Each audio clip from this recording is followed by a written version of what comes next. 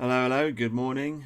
I hope you're having a lovely day. Today I would like to talk about 9/11, and I would specifically like to talk about the famous documentary Loose Change, which originally came out in 2005. So there you go. 20 years ago, 20-year anniversary last year. I don't think there was any kind of celebration. Uh, why do I want to talk about this famous documentary video? Why do I want to talk about 9/11? This is something that happened 20 years ago. Who cares?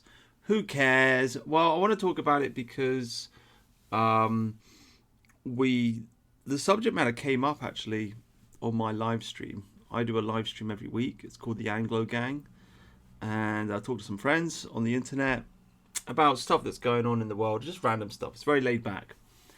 But the subject matter of 9/11 popped up, and I discovered to my horror, to my absolute horror, that my co-hosts, for some reason, didn't believe or didn't understand or didn't know that 9/11 was an inside job. Or, to be specifically accurate, some of them kind of said, oh yeah, the government knew it was going to happen, so they kind of indicated that it was an inside job, but they didn't understand that the plane did not make the buildings collapse.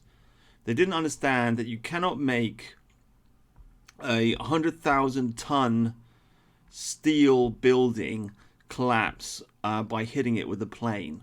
They thought the plane made the building collapse. They rejected the idea that the CIA or whoever had placed some kind of plastic explosive inside the building and that it was a controlled demolition. They rejected this. And I was shocked. And I was sitting there scratching my head thinking, what the hell is going on? What's wrong with the younger generation, guys? What is going on with this younger generation? They have not been red-pilled on 9/11, and they think it's conspiracy-tarred nonsense. What? This is disgraceful.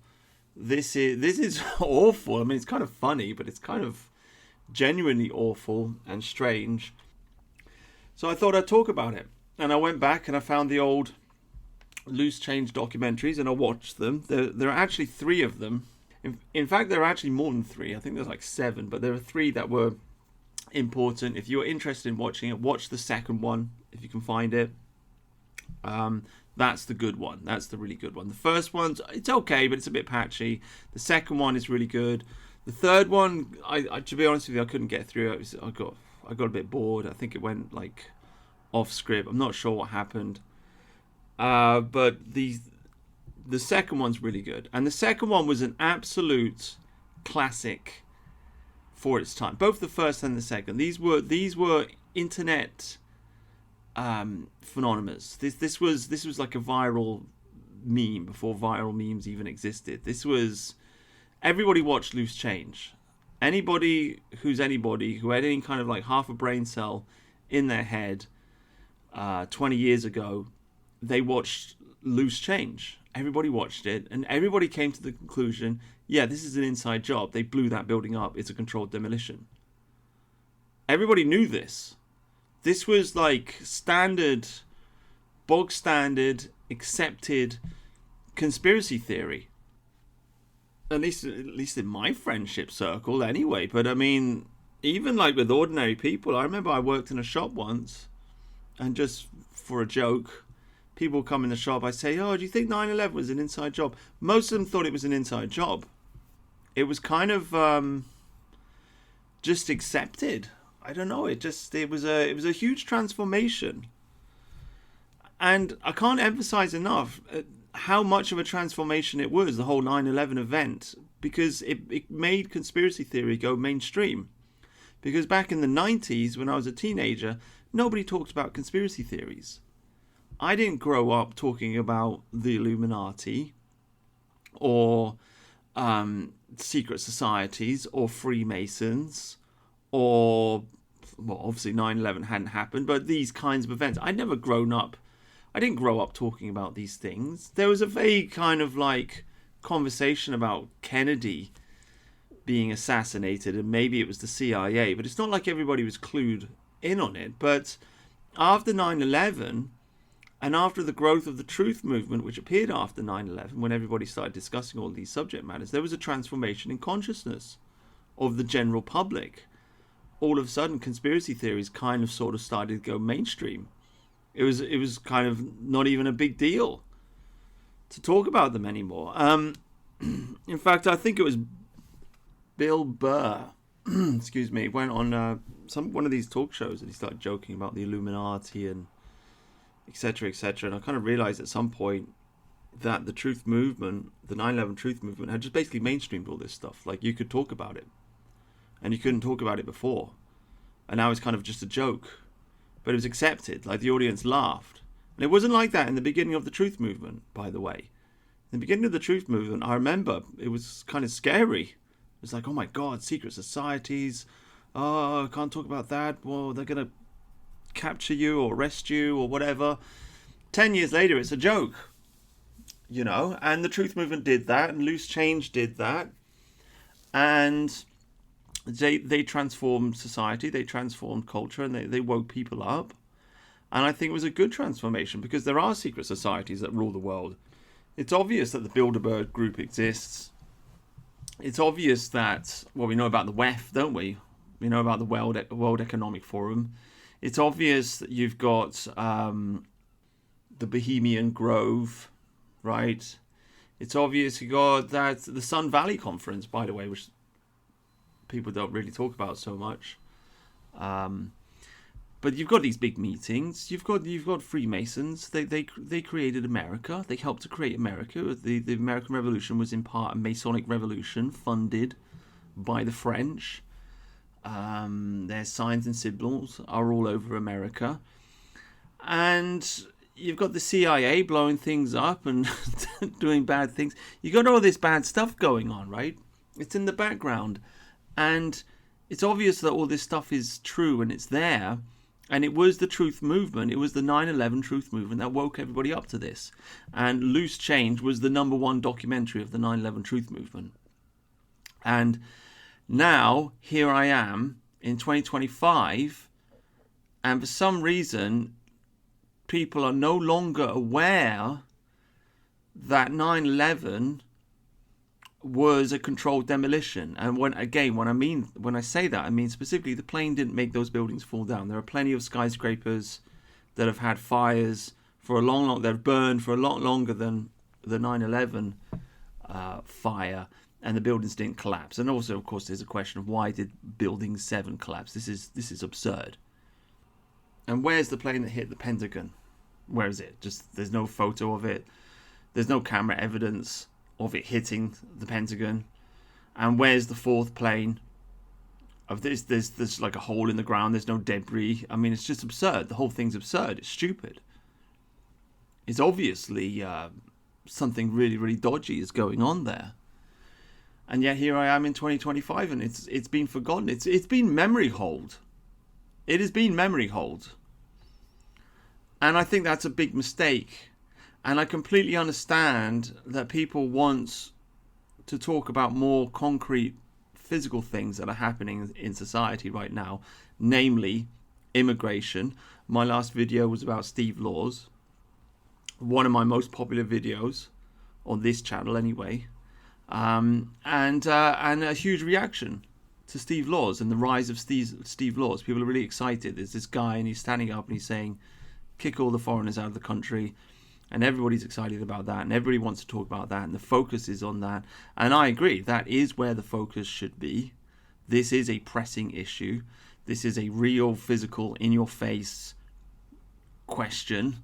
It's an existential question. Like conspiracy theories, it's like, oh, okay, there's some secret societies. Maybe they want to do some bad things, but whatever. Right? Whatever. Things roll on. There's always been corruption. You can kind of ignore it, which is kind of my feeling, by the way, back in the noughties when I was looking at all this stuff. It was like, oh, wow, that's dodgy. But I didn't really, really, really want to get involved in it. But when it comes to mass immigration, no, that's the total destruction and annihilation of your country. You don't bounce back from that. It's over. If you fill your country up with foreigners, then that's the end of your country. You'll be racially polluted, essentially, for want of a better word. I mean, like it's a done deal. It's literally the most catastrophic thing that can happen to any country. It's much worse than an economic collapse. It's much worse than I don't know, whatever the Freemasons are up to. It's much worse than the LGBT movement. It's much worse than the lockdown and the vaccines. It's much worse than all of that stuff, because all of these bad things can be overcome with time, but you cannot overcome demographic replacement. That's the end of the story. That's where it stops. So I absolutely agree that this should be the main focus of the conversation. This is pretty much the only thing. This should be the main drive of the conversation. This is the main concern. This is like the house is on fire. We need to put the fire out right now. But nonetheless, I do think it's kind of a mistake to memory hole the old school conspiracy theory movement of the first decade of this century. It seems to me to be foolish, and it seems to me to be a little bit of a step back, and a little bit of a memory holing. And it's just like, well, we gained all this ground, we woke all these people up to this question, and now younger generations come along and you've just forgotten it. Or even the older generation's forgotten it. When's the last time Paul Joseph Watson said anything about a conspiracy theory? When's the last time Paul Joseph Watson talked about the Bilderberg Group? Right? He used to work for InfoWars. He's just moved on. Now it's just video after video after video of just, this migrant attacked this white person, basically. All of his content has become very, very, very lowbrow and boring, to be honest with you. Alex Jones seems to have moved on. Tucker Carlson recently came out, did some kind of 5-video series on 9/11, but he didn't say that it was a controlled demolition. He just said it was just some, like, the cover-up was like, the government sort of knew it would happen and they let it happen. And it's like, hang on a minute. Whoa, hang on a minute. And then he does he has Alex Jones on his show for an interview. Alex Jones doesn't even mention it. So it looks like even Jones himself is kind of sort of memory hold 9/11. I just think it's a huge mistake. And I also appreciate that some people have said, the whole conspiracy theory movement is all very convoluted, and there was a lot of nonsense involved, and a lot of confusion, a lot of blah, blah, blah. And I agree with this. There was. And it's good that the focus has shifted, because obviously the big shift happened in 2016, right? 2015, 2016, Donald Trump appeared, started talking about immigration, the alt-right appeared, and everything shifted, and everything became about race and the Jewish question, and all of this just started. This is the only thing on the internet that anybody was talking about. It was a total change, a transformation, and I was quite shocked, actually, at the time. I was like, wow, this is like really far out. This is new. This is different. And it was a good change to make. But even then, right at the beginning of the alt-right, they used to make fun out of people that believed or knew that 9/11 was an inside job. They used to call them conspiracy tards. And it's like, what are you talking? Like, what? This is what we've been, like, back in 2016. I was like, well, this is what we've been talking about for 10 years on the internet. And now I'm a conspiracy tard? What? And now 10 years later, you see the result of that. We have a whole new generation. They don't even, they've memory hold 9/11. But anyway, I agree that some kind of a shift away from the whole conspiracy theory movement was good, perhaps, because it allowed us to shed a lot of the garbage. Because there was a lot of garbage. There was, for example, there was some crazy lady who was claiming that the Twin Towers was kind of like vaporized by a laser beam, right? Some crazy stuff like this.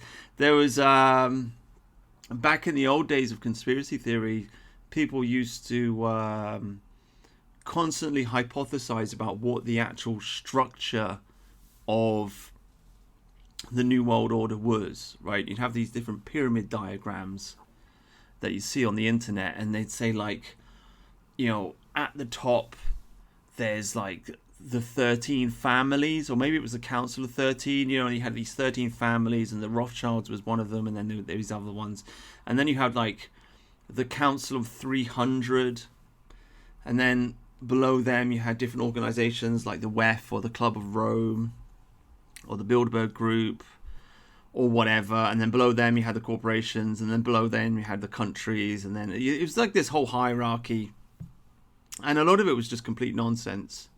The Council of 300 in particular, if you look into it, you will see that it was an idea that was propagated by, I think it was an ex-MI6 agent. He just decided to go around the world spreading this misinformation. So there was a lot of nonsense in the old conspiracy theory movement. You had David Icke promote, and he still does this, by the way. David Icke's never really changed. Alex Jones was always patriotic, though, so but at least Alex Jones kind of moved in a more nationalistic direction, or maybe he always was kind of nationalistic, but at least he kind of became anti-immigration to a certain extent. David Icke never did. Back in the old school conspiracy theory movement, it was Jones versus Icke.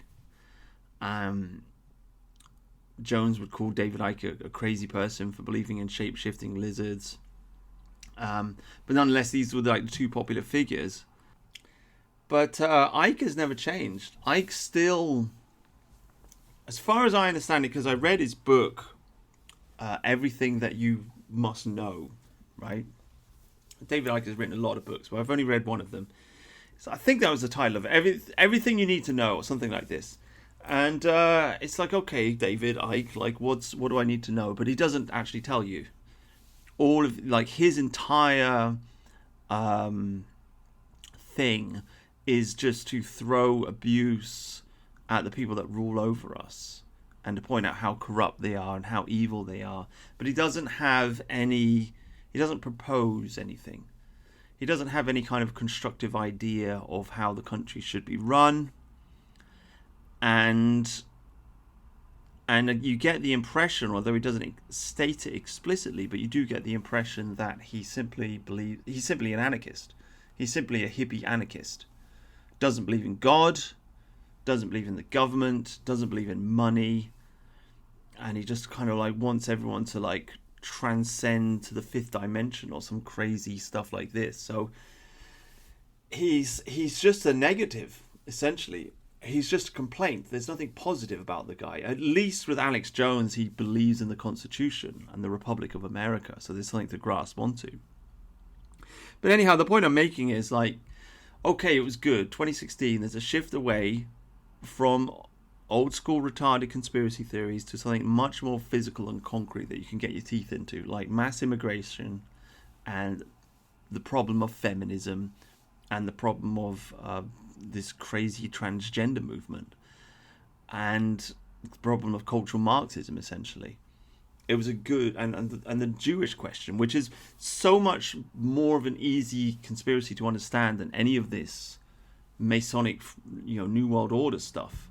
Because with the Jewish question, all you got to do is scroll down Wikipedia and search for early life. That's all you got to do. In fact, it's just such an obvious conspiracy, really. It's kind of amazing. Like, 'cause the first decade of the 21st century was all the Rothschilds. The Rothschilds. I remember for a long time I didn't even know the Rothschilds were Jewish.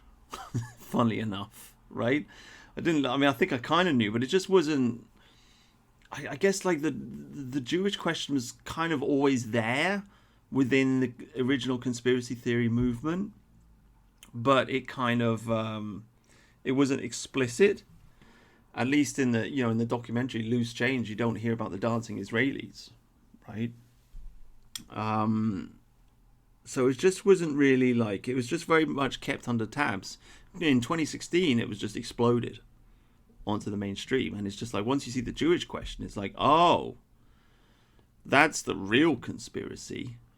And it's the conspiracy that's easy to understand, because it's really, well, it's flipping obvious, isn't it? America rules the world, and there is a powerful Israeli Jewish lobby in America that's kind of basically telling America what to do, and America's going along with it and being bossed around by this Jewish lobby. So it's on the surface of it, it's easy to understand, and then of course you start looking at all the rich people, and you say, oh, there's so many rich billionaire Jews, and then you start seeing, oh, there's so many Jews in Hollywood, and then, oh, they're in the porn industry as well, and oh, you've got they're in everything. Karl Marx was a Jew. Oh my God, Sigmund Freud was a Jew. There's Jews everywhere. What's going on? And all of a sudden, it's like the penny drops, and it's like, oh wow. I just wasted a decade of my life talking about the Freemasons and the Illuminati, when you got these Jews running around everywhere doing all this crazy stuff. Like, oh my God. So, like, I get it. There was a shift, and the shift had to happen, and it was good, and it was healthy that the shift happened. And a lot of this fluff, this kind of nonsense, conspiracy-tarred idiocy got kind of like pushed to the side, and the focus became, instead of talking about the 13 families and ancient bloodlines and this kind of nonsense, the real nature of the thing became much more clear. Really, it's just a race war, isn't it? That's what's going on in this world. Because if you get to the heart of the Jewish question, it's the Jewish race against everybody else. It's a racial question. There are many different ways you can view the Jewish question. You can view it from a religious point of view, like E. Michael Jones does, or you can view it from a kind of Zionist point of view, like David Icke does.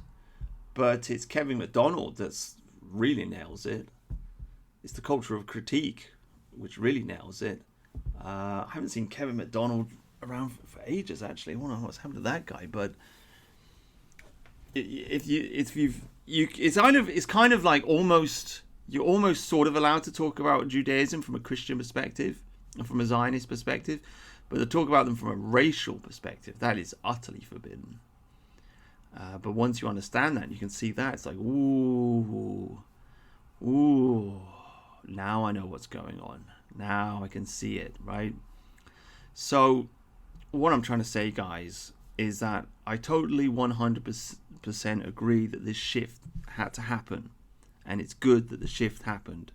And it's good that we moved away from kind of weird, kooky conspiracy theories about shape-shifting lizards towards talking about things that are much more concrete. However, all that being said, 9/11 was an inside job, and you cannot knock down 200,000 tons of steel with two planes. You can't do it. You can't just knock a skyscraper down, and even if you could, it wouldn't fall down. It wouldn't implode inside itself. It wouldn't look exactly like a controlled demolition. It would look a lot different. So the CIA blew up the Twin Towers, basically. That's what I'm saying here. The CIA blew up the Twin Towers, and people need to know this, and people need to realize this. And it's quite shocking to me that this isn't like this is somehow not mainstream anymore, and it's kind of sort of been memory hold. I think it's absolutely atrocious. Because if you don't understand this, then it means you don't understand the 21st century at all.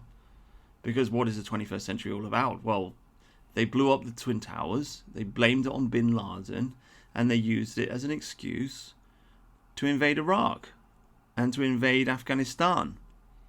And they wanted to do Iran as well. And they wanted to do Venezuela as well. They've just done Venezuela this morning, actually. The very morning that I'm making this video. I've been planning to do this video for a while. And I wake up this morning, open up my phone. Oh, look, Trump, the Trump, our hero, our savior, right? He's just invaded a country. No Congress, Okay, just illegally, basically, just invaded a country and snatched its president. And I guess a lot of the magatards are just going to be like, yay, woo, go Trump, or something like this. I don't know. It's total bullshit. I don't think they care about the drugs. I think it's just about oil. It's always about oil. And it's always, I mean, again, old school conspiracy theory. Old school conspiracy theory, guys. There was Venezuela, there was Libya, there was Iraq, there's Iran, and there's North Korea. These are all countries that have refused to surrender their central banks to the Rothschild-controlled central banking system. That's why they're being targeted. That's why they've been blown up. Libya used to be a paradise in Africa. It was basically the wealthiest country in Africa. It was very peaceful, clean, nice, happy, and because it just had oil. I mean, they had liquid gold coming out of the ground, and now look at it. They bombed it, and how long ago was that? Was that 10 years ago? Or 12, 13? Has it bounced back? Or is it still just a mess? I think it's still just a mess, isn't it? So why did they blow Libya up? Why did they get rid of Gaddafi? Because he didn't surrender to the banking system, to the banking cartels. This is old school, basic conspiracy theory stuff. You start forgetting that 9/11 was an inside job, and now it's going to be hard for you to understand why Trump has just invaded Venezuela. There's a practical example. So, just to look at the actual 9/11 itself, so you've got 4 planes. Okay, these are just some notes I took from Loose Change. It starts with the CIA one. Like as I say, I watched the first 2 documentaries. I couldn't be bothered to watch the third one. A lot of the stuff just gets repeated. I don't know why they made 3 of them, to be honest with you. If you actually, interestingly enough, if you go and search for 9/11, for Loose Change on YouTube, you will probably be presented with the 3rd documentary, and the 3rd documentary is kind of washed out. It's not the good one, and I kind of wonder if they just like remade it in order to kind of like bury the first one, which was really good, or the second one, which was really, really good. But anyway, whatever. Watch the second one. There's no skid marks on the lawn to the CIA building, okay, to the Pentagon. There's no skid marks, okay. There's no wreckage. They say that the plane vaporized. This is absurd. There's no camera recording of the plane. Like, this is the Pentagon, for Christ's sake. You've got cameras everywhere. You've got security everywhere. They couldn't even record the plane hitting the building. This is the most absurdest, like, dumbest, stupidest shit I've heard in my entire life. This is dumb. There were surveillance cameras from the hotel across the road that captured the whole thing. The FBI confiscated the tapes and told the hotel workers to shut up. If they wanted to prove that the Pentagon was hit by a plane, all they'd have to do is release the tapes, and then there wouldn't be this conspiracy theory. But they don't. And witnesses at the time say that they think the Pentagon was just hit by a missile, basically. And why would they hit the Pentagon? I mean, I'm guessing, I don't know. Maybe to keep the CIA in line? You know, the CIA hits itself in order to warn various CIA agents that, like, you step out of line on this 9/11 thing, we're just going to whack you. But, I mean, maybe that's one theory. Maybe in that section of the building, that's where they planned 9/11, and they just wanted to destroy the evidence quickly.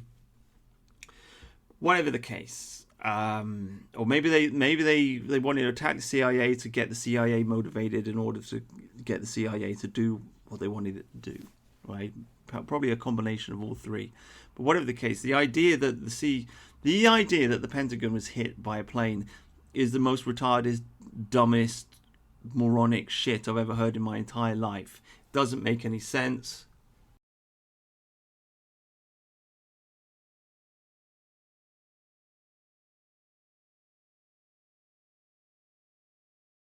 The The other plane was apparently meant to hit the White House, and the passengers on the plane rebelled. Apparently they said, "Let's go," or something like this. And they rebelled, and they grabbed they grabbed the plane, and it crashed. Okay, you can look at the film footage. There's no wreckage. There's not even a big hole. It's as if there's no wreckage. You can see the journalists at the time looking at where this plane was supposed to have crashed, and they're just standing there and they're just saying, "There's no wreckage." It's dumb. It's retarded. There's obviously something very, very dubious going on here. And then, of course, you've got the Twin Towers themselves. I just asked Grok. I said, "Grok, can you give me an example of skyscrapers that have been on fire?" Because the documentary Loose Change, it gives a number of examples, but I didn't record them all. But ask Grok, right? Or just Google it.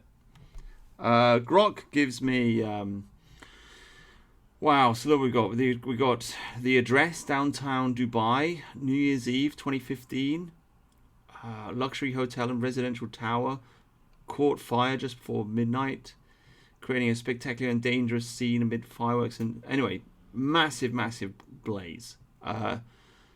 Tower didn't fall down. You got Grenfell Tower, which is kind of a hilarious example. Don't look back in anger, guys. Grenfell Tower 2017. Wow, I remember that. Anyway, Grenfell Tower did not collapse. We got Tehran, Plasco building, Tehran, 17 stories high, set on fire, didn't collapse. We got Windsor Tower, Madrid, 32 stories, back in 2005, burned for nearly 24 hours. Holy schmoly. Didn't collapse. Partial collapse at the top, but didn't collapse. Many examples, guys. You can just Google this stuff. Like, I can't remember the exact. I think in the documentary they use an example from Venezuela, but there are many examples of high-rise buildings getting caught on fire. They don't just collapse. They don't just implode in on themselves, especially after a very short fire like the one that you had on the World Trade Center. And if they were to collapse, they would collapse in a very different way. So what you have to understand about these two buildings are that they are made of steel. This is a steel frame in the sky, which is covered in concrete. I think perhaps maybe like people conceptualize it in their mind and like think that, oh no, it's like an ordinary house or something. That's why it collapsed. No, it's not made of bricks and mortar. It's made of steel. It's a steel box in the sky. You can't just knock this thing down. And I think steel melts at like 3,000 degrees or something like this. And the fire, the inferno that was caused, the very brief fire that was caused by the fuel in the jets, it doesn't come anywhere near this. And anyway, that just exploded and it went out. You have to burn steel at 3,000 degrees for a long period of time in order for it to melt. And even if it was going to melt, it wouldn't just... the whole building just wouldn't fall in on itself. I don't know, like, I don't actually, like... it's kind of frustrating, because it's like, I don't know, like, you can lead a horse to water, you can't make it drink. Like, how do you... isn't it obvious that this is a controlled demolition? Don't you just look at the video and you realize the demolition of the World Trade Center looks exactly like the demolition of any other building that's blown up with plastic explosives? Isn't this just obvious? Why is it that I'm sitting here in 2025 and people don't understand this? Is it because they just have a repulsion to conspiracy theory in general? I think that may be part of the reason. They just don't want to go down that rabbit hole because they don't want to think about shape-shifting lizards and stuff like that, I suppose. I mean, okay, I understand that, fair enough, but 9/11 is crucial. 9/11 is the trigger. I think David Icke wrote a book calling it the trigger. Maybe I'll have to read it one day. But yeah, it's crucial. You can't understand the 21st century without understanding 9/11. But anyway, moving on. I mean, there's, apart from the fact that it looks like it, apart from the fact you can't just implode a skyscraper. And apart from the fact it looks like a controlled demolition, there's also multiple, especially in the second documentary, there are multiple firemen and various different reports saying that they heard explosions, like boom, boom, boom, boom, boom. They heard the explosions. Multiple journalists and firemen saying they heard the explosions. Then, of course, you've got the fact, and I fact-checked this actually, Marvin Bush, President Bush's brother, was involved in security, or involved in the security firm that ran the building. So I fact-checked this with Grok, which is one of the beautiful things about AI, which is you can instantly, because you can Google stuff to try and fact-check it. It can be kind of hard, but with AI, you can really just get straight in there. And Grok kind of points out that, yeah, this is a conspiracy theory, and he wasn't actually working for the firm at the time the buildings came down, but he did work for the firm before. And then like 6 months later, 6 months before 9/11, he quit. And then the building comes down, and it's just like, So apparently bomb sniffing dogs were removed from the building on Thursday 6 before 9/11. So kind of dodgy. You've got the fact that the debris, a lot of the debris was shipped out of the country and melted down before proper forensic could take place. You've got the fact that bin Laden himself said he had nothing to do with the attack. He repeatedly said he had nothing to do with the attack. In fact, he was in hospital a few months before the attack in Dubai, in an American hospital. And he said he had nothing to do with the attack. He didn't claim, and the government had a really they've got this really dodgy video of him. He doesn't actually look like being a guy that doesn't actually look like bin Laden, kind of praising the attack but not taking credit for it. But there are multiple other videos of him saying that he didn't do it. He praised it, but he didn't do it. In fact, the FBI put him on his most wanted list, and they didn't want him for 9/11. They wanted him for something else, and the director of the FBI apparently said that they can't pin 9/11 on bin Laden. And so they wouldn't put that as the reason for him being on their wanted poster. So you got that. You got the fact that 7 out of the 8 black boxes were destroyed. Apparently these things are really, really hard to destroy, even with an explosion. Like they're designed to... A black box on a plane is designed to survive the impact of a plane hitting the ground and exploding. These things are really, really hard to destroy. But they were all destroyed. You've got the fact that, can you really hijack a plane with a knife? If somebody tried to hijack... If I was on a plane and somebody tried to hijack the plane and all they had was a knife, I'd go for them. Like, unless they got a gun... Like, it's just a knife, guys. You could just get your rucksack, hold it in front of you, and just, shield the... I don't know. I'd go for them, right? I wouldn't allow my plane to be hijacked by some idiot with a box cutter. Are you out of your mind? I just don't think it would happen. You've got this ridiculous idea that they found one of the passports. So they just found a passport on the ground. A passport somehow managed to survive this explosion and just flew out of somebody's pocket, I suppose, right? Or flew out of somebody's bag and landed on a sidewalk in New York, right? And this is the proof. This is absurd bullshit. You've got in the video Loose Change, they show that the CIA at that time had the ability to fly remote controlled planes. They'd had the ability for a long time. You've got the fact, you've got Operation Northward, which is the proposed false flag operation developed in 1962 by the US Department of Defense during the height of the Cold War tensions with Cuba under Fidel Castro, and they wanted to stage some terrorist attack in America in order to get America to go to war, right? Kennedy obviously didn't allow it to happen. But you've got the NORAD war game, in which the planes are hijacked and flown into the World Trade Center. You've got Mascal, another training exercise in 2000 that simulated a plane hitting the Pentagon. So this is the way these people do these things. By the way, they do training exercises, and then they do the real thing. You think that sounds kind of obvious. Why would they make it so obvious? Well, I guess they just get away with it. Is one reason, and I guess they just gotta prep people. I suppose they got to prep the people that work for the intelligence agencies or the people that work for the military or whatever. But I mean, they've done this. I still have not done a video on the real Anthony Fauci. I was going to do it this Christmas. I didn't get round to it, but I read the book, Kennedy's The Real Anthony Fauci, and you can see, building up to the lockdown, many training exercises. Obviously not for terrorist attacks, but for lockdowns.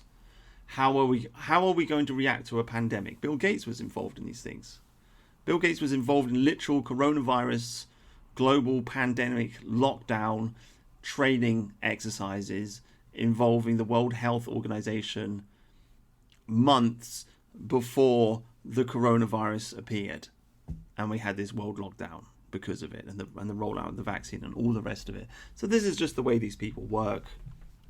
In fact, we should really, people probably do keep an eye on this stuff, but you want to know what the elites are going to do, check out what their training program is at the moment. In fact, we just had one just before Christmas, Operation Pegasus, I think, where they started closing down schools, some new disease targeting the children. Schools have been closed down around the UK. I don't know if this is going to spread. Maybe they'll bring it back in January. Maybe we'll come back. Maybe January, we'll see, right? And all the schools will get closed down and we'll have a new lockdown. I don't know. I mean, maybe sometimes these things play out and sometimes they don't. Who knows? But whatever the case, the CIA have run training exercises targeting the World Trade Center and targeting the Pentagon. So that just kind of is what it is, guys.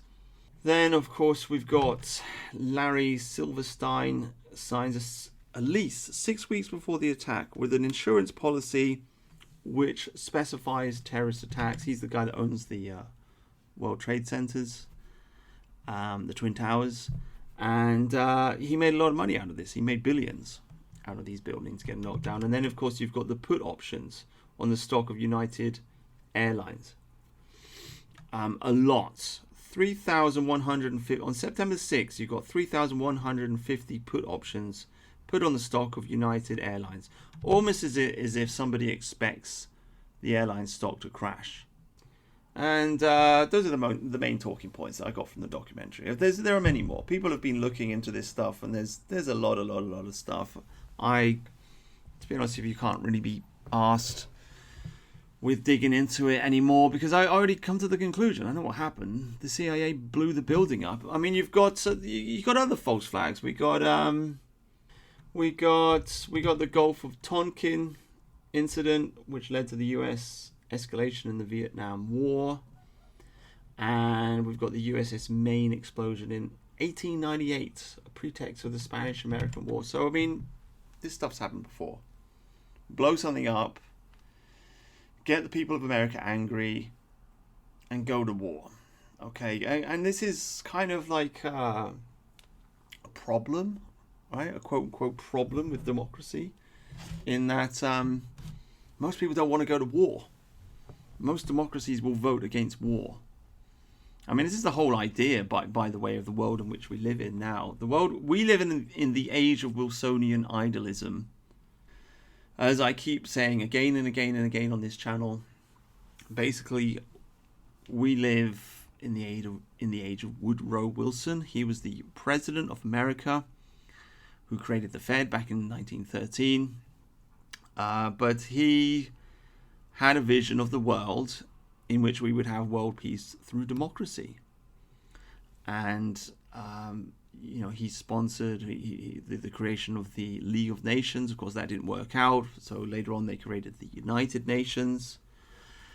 But his dream, was that the whole world would look like America, and everybody would vote, and we'd have democracy. And because we would have democracy everywhere, we wouldn't have any wars, because the idea would be that people, generally speaking, they never vote for a war, right? And I can see, I don't 100% agree with this idea, but I can see where he's coming from, right? You would have world peace through democracy if you actually had real democracy, if countries would actually vote to go to war. But the problem is, countries problem is we have representative politics, right? So you elect politicians, and then the politicians go and do something completely different that you didn't ask them to do, and they get you involved in a war that you didn't ask them to get you involved in. But whatever. Anyway, point being, America shouldn't really be at war with anybody. It shouldn't be at war with anybody, because the people of America have always been isolationist, and they've always not really wanted to get involved in any war with anybody. The whole idea of America was to reject Europe with all of its empires and its wars and so on and so forth. They just didn't want to get involved in it. I mean, you got to understand, the creation of America, people blame it on taxes, and it's like, well, yeah, taxes had something to do with it, but really it was a rejection of American involvement in the 7 Years' War. That, at least in part, had something to do with it. The 7 Years' War was, of course, a big war in the 18th century between England and France and some other countries. It used to be called the First World War, before the actual First World War happened, much later. But it was a huge global offensive, and America was caught up in it, and they didn't really like getting caught up in it. And then they were denied land, because we gave all this land to the Indians, and the Americans wanted to expand out to the west, and they couldn't get into it. But anyway, I'm just saying, like, one of the reasons that America rebelled against us in the first place, because they didn't want to get involved in these stupid wars anymore. They wanted to be an isolationist, survivalist nation. It was a rejection of Europe. It was a rejection of the British Empire. And that train of thought is still very much present in America. People still think in that way. So it's kind of amazing that America is this warmonger nation, to be honest with you, because it goes against the mentality of the people. But nonetheless, here we are, blowing countries up, getting into a war with Iraq. But my point is, in order to inspire Americans to fight, they've got to blow shit up. They've got to attack America. They've got to do a false flag. And that's what 9/11 was. It was a false flag. It was the CIA. Right? That's what it was. So they could go into Iraq and get the oil. And why did they want to go into Afghanistan? Probably to get the heroin. I'm not even sure, to be honest with you. But it's probably heroin. Why not? Probably Vietnam had something to do with heroin. That's my guess. Probably it's always like a mix of things, isn't it? Heroin and also communism, maybe. But the point, my dear friends, is that it's very difficult to motivate America to wage war, so you have to blow shit up. And this is why you got to remember 9/11. You got to remember this false flag stuff, because it's the only way to prevent it from happening again. Of course, it hasn't worked, because now Trump's just invaded Venezuela, just in the morning that I've sat down and decided to make this video. So you still have out of control America. Trump's from New York, by the way. Trump builds skyscrapers, by the way. So he knows 9/11 is an inside job. I actually thought he was going to release some documents. I think he did release some documents, but most of it got redacted. I still kind of like the guy. I can't help but like the guy. I think he's a force for good, but I just think he's just been totally absorbed into the swamp. He's become a swamp creature. He's tried to get stuff done, and now he's just been sucked into government, and he can't get anything done. He can't get anything done. And you are who you associate with at the end of the day. If you hang out with a certain group of people, you're going to start thinking like that certain group of people. Which is what has happened to him. And you've got to look at the type of people. I mean, he was friends with Epstein. I mean, even worse than being friends with Epstein, he's friends with Piers Morgan. Piers Morgan. What kind of person is friends with Piers Morgan, of all people? So this is what's going on, guys. And of course, I haven't even mentioned the dancing Israelis, which are not mentioned in the Loose Change documentary. But we've all heard about the dancing Israelis, or we should have done. So 9/11 happened, and there's a bunch of Jews, and they're watching it, they're ready for it, they want it to happen, they see it happen, and then they're dancing and they're celebrating, and then they go back to Israel, and then on nationwide Israeli television, they tell everybody that they went to America to watch 9/11 happen. And it's just like, what? Excuse me, what? And they got away with it. Even though this is like a well-known internet meme at this point, they just completely got away with it. So Mossad plus the CIA, you get an excuse to invade Iraq and to start all these wars. And who does this benefit? Oh, it benefits Israel. It doesn't benefit us at all.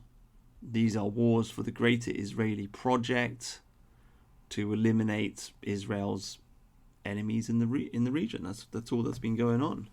And then, of course, in addition to that, you get the Patriot Act and you get Homeland Security. So you get mass surveillance on the American people, taken for granted mass surveillance on the American people. And this is the result of 9/11.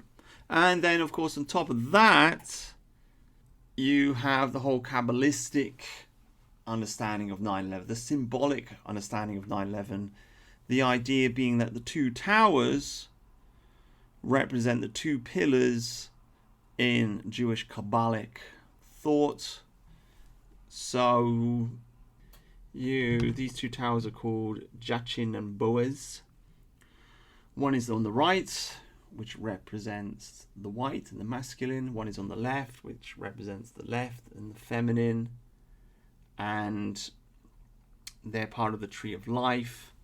And then what happens is there is a middle pillar, which is called the pillar of mildness and balance, which represents equilibrium, harmony, blah, blah, blah. So the Twin Towers fall down, and what gets built in its place? A single tower. Okay? And what do the Twin Towers or the Twin Pillars or whatever they're called in the Kabbalah? What do they represent? They're also the two columns that are on the outside of the Temple of Solomon, King Solomon's temple, which of course the Jews want to rebuild. They want to build the third Temple of Solomon in Jerusalem. They're going to have to knock down a mosque in order to get that done. But this is the plan, guys. Israel rules the world. They build the third Temple of Solomon in Jerusalem. And I guess then they just start human sacrifice, I suppose. I mean, whatever goes on, whatever dark goings on happen in that temple. But that's a plan. They've already built the damn thing, by the way. They've got all the parts. They've carved it all out of stone. They're ready to go. That's what the Wailing Wall is all about. In case you didn't know, that's what the wall is all about. That's why the politicians, they go to Jerusalem and they're told to bash their head against the wall, right? Trump did it. All the politicians do it. Why did it? What is the Wailing Wall? They're wailing for something. They're calling for something. They want to build the third Temple of Solomon, so they can have paradise on earth. That's what the Jews want. They want to rule the world. They want paradise on earth. So 9/11 is just part of that plan. It's just it's a symbolic way for them to push the project forwards, and they've completely gotten away with it. And now it seems like here we are in 2025, and it's just been memory hold. And I don't know, man. It's like it's just a bit of a black pill for me. It's a bit of a black pill, because I like to believe that there is an awakening, a slow, gradual awakening. But when you see people forgetting that 9/11 was an inside job, you kind of realize that actually, do you know what? People just forget stuff, actually. People just get old and they forget stuff. And And, in 10 years' time, we could be in a position where everybody's forgotten about Gaza. Right now, everybody's angry about the Jews murdering children in Gaza. The Muslims are upset about it, but white people, mostly left-wing people, but also some on the right, are also upset. Personally, I don't care, because the people of Gaza, the Palestinians, are our enemy. They hate us, right? They want white people to die. They want us to be conquered by Islam. They're not our friends. And it is a massive mistake for people to think that the enemy of your enemy is your friend. It's very foolish. Now, a lot of neo-Nazis fall for this nonsense, because a lot of neo-Nazis are stupid enough to think that the Muslims are our friends because of the old alliance of Germany and the Ottoman Empire in the First World War, right? Hitler himself also wanted to ally with the Muslims. That all kind of went wrong because Mussolini invaded North Africa, and that kind of messed that plan up for him. But nonetheless, there's this is what you got to understand about the neo-Nazi ideology. Once you peel back the layers, it's just German nationalism teamed up with Islamic nationalism against Britain, capitalist Britain, and capitalist imperialism. Essentially, that's what's going on there. At least that's one of the elements that's going on there. Anyway, that's a whole massive tangent. But the point I'm trying to get at is that in 10 years' time, people could forget all this, right? There's this whole rah, rah, rah, Israel, they're murdering children, rah, rah, rah. Okay, will they remember in 10 or 15 years' time? Or will they just memory hole the whole Jewish question, essentially? And the Israel question, will they just memory hole it in the same way that they've memory holed 9/11? Am I going to be doing a live stream in 10 years' time? Am I going to be doing the Anglo Gang in 10 years' time, talking to another group of young kids? It won't even be Generation Z, it will be Generation Alpha. And I'll be like, oh man, it's the Jews. And they'll be like, shut up, Granddad. Shut up, Granddad, what are you talking about? And I'll be like, yeah, but the Jews, man, they killed all those kids in Gaza. And they'll be like, oh, they didn't kill that many. What are you talking about? Shut up, Granddad, you're so out of touch. You're such a conspiracy tard, trying to blame everything on the Jews, right? This is my greatest fear. This is what I'm afraid of, because I'm seeing it played out in real time. Because I'm doing a live stream with a bunch of guys who can't even figure out that. I love these guys, by the way. I love talking to them every week. I'm not angry, but it's just like, what? You can't even figure out that 9/11 is a controlled demolition? Are you nuts? What's going on? So stuff does get memory holed, and I guess it won't matter. It won't matter, because in 10 years' time, we're all going to be converted to Islam anyway. In 10 years' time, England will just be India. It'll just be Pakistan, basically. That's what England will be in 10 years' time. And I'll probably be like a rickshaw driver or something like that, and I'll have to learn how to speak Urdu.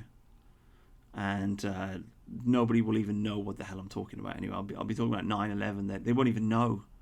They'll be like, what? What's that? They won't even know. They won't know anything except where their next meal is coming from. That'll be the main concern on everybody's mind in about 10 years' time, when this country is totally devastated and the economy's crushed and all the books are burned and everything's just a hellscape. People will just want to know, where's our next meal coming from? Right? And 9/11 will be something that just happened nearly half a century ago. Right? Okay, guys, there's your black pill for the day. But if you are a true believer or a true knower of the inside job, then next time you're talking to some of your Zoomer friends, just give them a good slap in the face and make them understand that 9/11 was a controlled demolition. It was a plastic explosives controlled demolition. You can't make 100,000 tons of steel collapse in on itself by hitting it with a plane. You can't do that. That's retarded. And if you believe in that, then you are a retard. Okay? So there you go. Thank you very much for listening, and have a nice day.